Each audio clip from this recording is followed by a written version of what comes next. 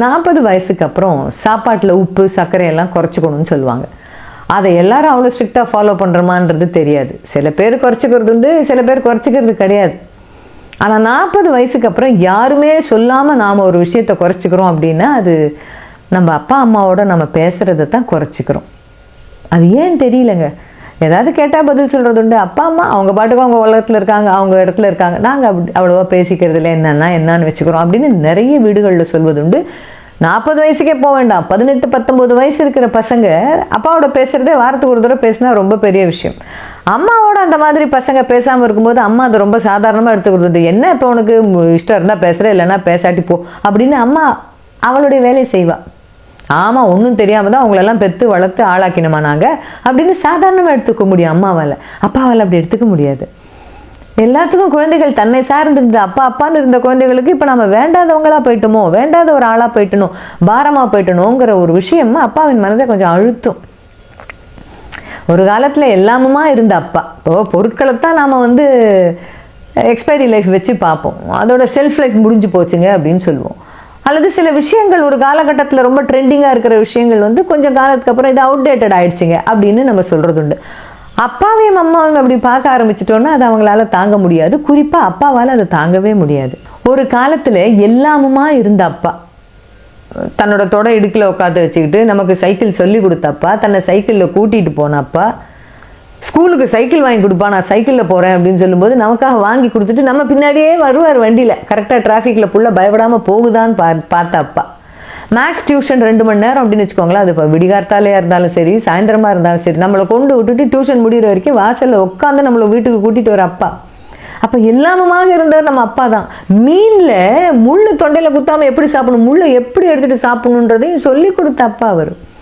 கொஞ்சம் வளர்ந்ததுக்கப்புறம் பேசும்போது வாயில் ஏதோ ஒரு வாடை வந்ததுன்னு வச்சுக்கோங்களேன், மாடி வரைக்கும் டேய் உடம்புக்கு எடுத்துக்காத, இது இப்படி தான் நல்லா இருக்கா மாதிரி இருக்கும், நல்லது இல்லைப்பா அப்படின்னு லேசாக அப்படி பட்டும் படாததுமாக அறிவுரை கொடுக்கும்போது அப்பா மாதிரி ஒரு பெஸ்ட் ஃப்ரெண்ட் யாருமே இல்லைன்னு தோணும். ஒரு இனக்கவர்ச்சியா அல்லது அது ஒரு காதலான்னு தெரியாத ஒரு பருவத்தில் குழம்பி போய் ஏதோ ஒரு மனத்தாங்கல்ல நம்ம அழுதுகிட்டு உட்காரும்போது அப்பா சொல்லுவார், இந்த வயசு இதெல்லாம் சரியா போயிடும், அதோடு அப்படியே போயிடக்கூடாதுப்பா, உன் வேலையில் கவனம் செலுத்து அப்படின்னு ஒரு பெஸ்ட் ஃப்ரெண்டாக சொல்லும்போது அப்பாவை விட ஒரு ஃப்ரெண்டு இந்த உலகத்தில் இல்லை அப்படின்னு நாம் நினைச்ச அப்பா. எதா இருந்தாலும் ஏடிஎம் மாதிரி செலவுக்கு தானடா எடுத்துக்கோ, இந்த வேலை கிடைக்கிற வரைக்கும் நீ எப்போ வேலைக்கு போவான்னு கேட்காதப்பா, முதல்ல சாப்பிடு, வேலை தானா கிடைக்கும்னு சொன்னப்பா. திருமணத்துக்கு பிறகு சொந்தமாக தொழில் ஆரம்பிக்கணும் அப்படிங்கும்போது தன்னுடைய சேமிப்புலேருந்து எடுத்து கொடுத்து நல்லா வந்துருப்பா, நீ நல்லா வருவப்பா அப்படின்னு சொல்லி நம்பிக்கை கொடுத்த அப்பா அது எப்படி சட்டுன்னு கொஞ்சம் காலத்துக்கு அப்புறம் ஒரு அவுடேட்டடான ஒரு அப்பாவாக மாறி போகிறாரு, அல்லது ஷெல்ஃப் லைஃப் இருந்த அப்பாவா, எக்ஸ்பைரி டேட் வந்த அப்பாவா எப்படி மாறி போகிறாங்கன்னு தெரியல.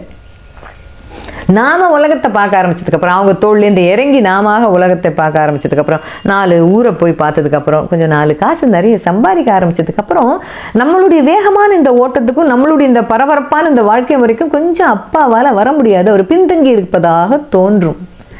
ஆனால் உண்மை அது கிடையாது. நமக்கு தெரிஞ்ச 4 டெக்னாலஜி அவருக்கு தெரியாமல் இருக்கலாம்.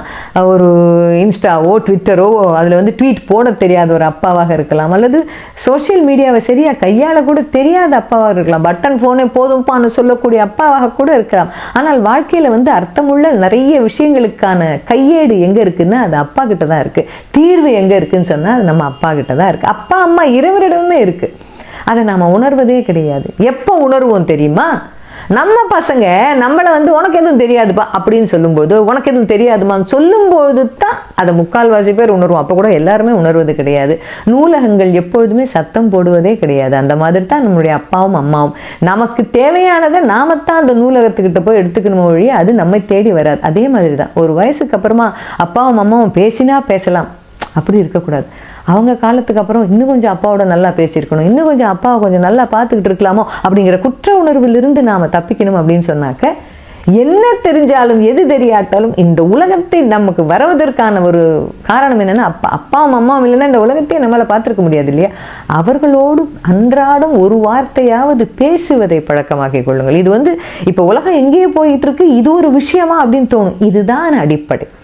உறவுகளுடனான சம்பாஷணைகள், குறிப்பா அம்மா அப்பாவுடனான சம்பாஷணைகள் தான் வாழ்க்கையில நாம எந்த உயரத்துக்கு போனாலும் நமக்கு அடிப்படை தேவை இதுதான். ஏன்னா நம்மளுடைய சந்ததி நம்மை பார்த்து தான் வளரும். உனக்கு எதுவும் தெரியாதுப்பா அப்படின்னு நம்ம பசங்க நம்மளை பார்த்து சொல்லாம நம்மளை ஒதுக்கி வைக்காம இருக்கணும் அப்படின்னு சொன்னா, இருக்கின்ற போதே உங்கள் அப்பா அம்மாவுடனான உறவினை நீங்கள் கொண்டாடுங்கள். நேற்றைய பொழுது அனுபவம், இன்றைய பொழுது நிச்சயம், நாளைய பொழுது நம்பிக்கை. நம்பிக்கையோடு இருங்கள்.